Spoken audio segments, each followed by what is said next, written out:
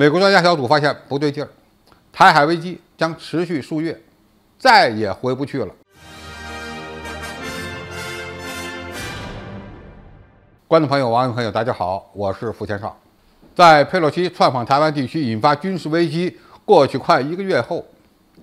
美国国会的专家小组发现，中国大陆通过最近的军事演习，已经确立了对台施压的新底线，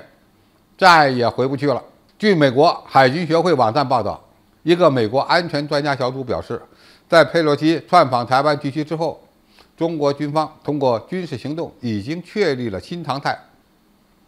美国海军研究生院国家安全事务副教授克里斯托弗·托梅伊说，这一系列演习可能是危机的早期阶段，这场危机将持续数月。中国正在通过这种军事能力的展示，向美国和其地区盟友发出信号，即在与台湾地区打交道时要小心了。麻省理工学院安全研究项目负责人泰勒·弗雷维尔说，中国还可以将其海警和水上民兵引入海上活动，或向台湾附近和日本的专属经济区发射更多导弹。兰德公司的政策研究员克里斯汀·加拉弗拉说，除了展示远程军事能力外，中国还使用了一些无人机系统来监测台军控制的金门岛。解放军还可以出动更多的无人情报监视和侦察系统，以更好地监测台湾在那里的行动。加拉福德说，灰色地带的这些升级策略将继续影响台湾地区的政治思维，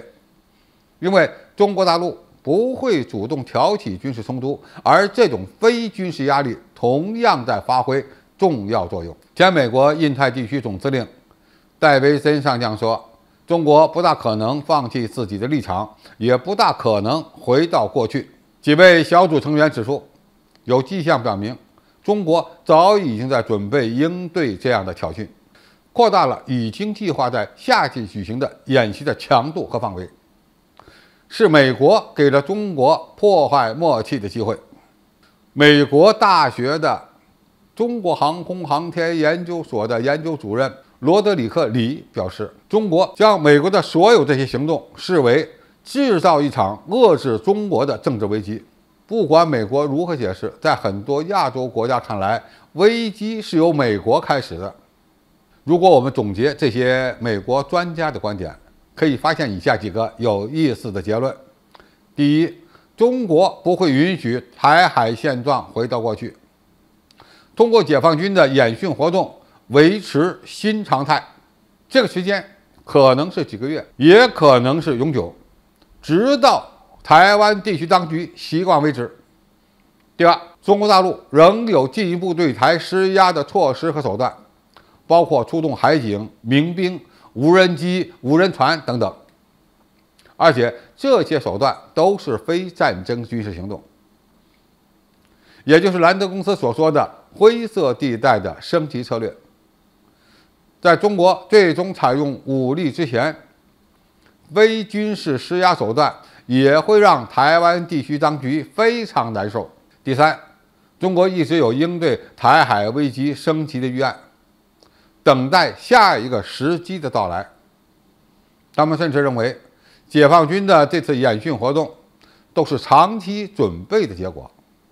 当然，这只是他们的猜测。第四，由美国挑衅引发的台海危机会被很多国家看成是美方在制造危机，